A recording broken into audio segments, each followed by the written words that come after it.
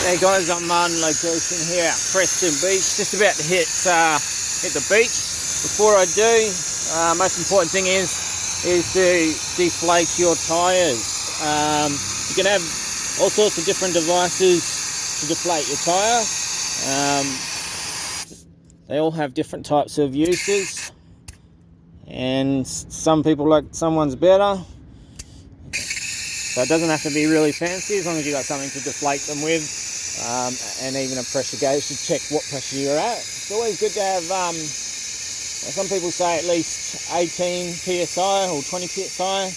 That's where you probably want to start at. And the reason why we do that, if you can see slightly, hopefully with that back wheel, she's deflated, gives you a bigger profile, which means more contact with the ground, means more traction, which means less chance of you getting bogged, which we don't want to have happen. Now, every four-wheel drive is different, and they all have all their own benefits and pros and cons. My four-wheel drive has been, this ute's been set up with special suspension, a bit of a lift, so I can get a bit more of a higher clearance on my ground, which allows me to deflate my tyres a little bit more without getting too close to the ground, because if I get close to the ground, I'm touching that sand, I'm creating more friction, which means more work for the car, which increases the chance that you're going to get bogged when you get out onto the sand.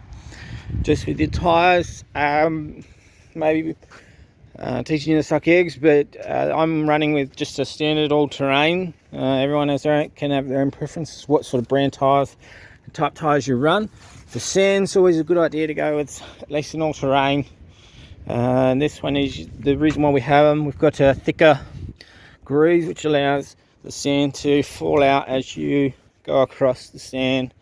Mud tyres have bigger gaps in here, allowing for more grip and for the mud to actually come out. Usually you have more rubber on the side, so when you deflate, this sidewall also has traction and helps you continue along. So that's a little bit on the tyres, some of the basics to get right first. Every four-wheel drive is different. You can even do some of this in an all-terrain, like a SUV. I'll probably be inclined to try and get a four-wheel drive and do this sort of stuff, but it depends on the type of beach and the activity you're going to be doing. And when I hit the beach, I'll go through some of the real basics of what you're going to be doing and what you should do when you're on there. Go through some ruts and how to drive. So I'm just going to get in now because I've deflated all these tyres already, and I'll hit onto the beach so I can point out what a rut is and some of those real key essentials. So I'll pause for now, get on there and keep going. I've stopped temporarily just before I enter, just to explain something.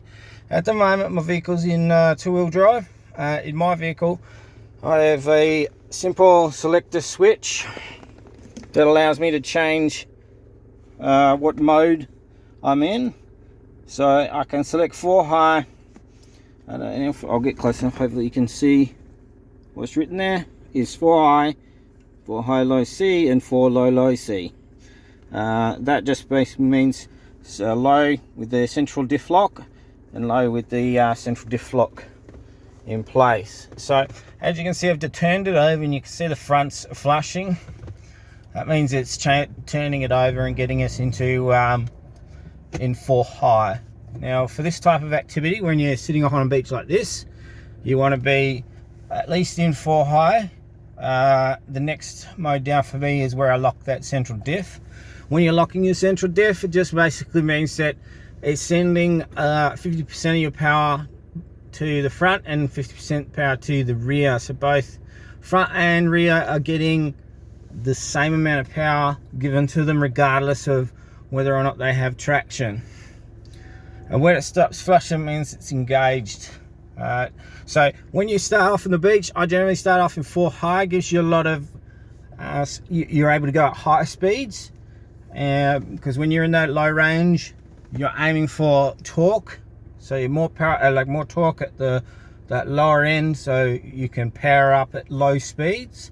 When you're beach driving, momentum's really your key. You want to keep moving and keep the vehicle moving at all times where possible, so that there's less chance of you getting bogged. The slower you go, the harder it is on your car to keep pulling itself through.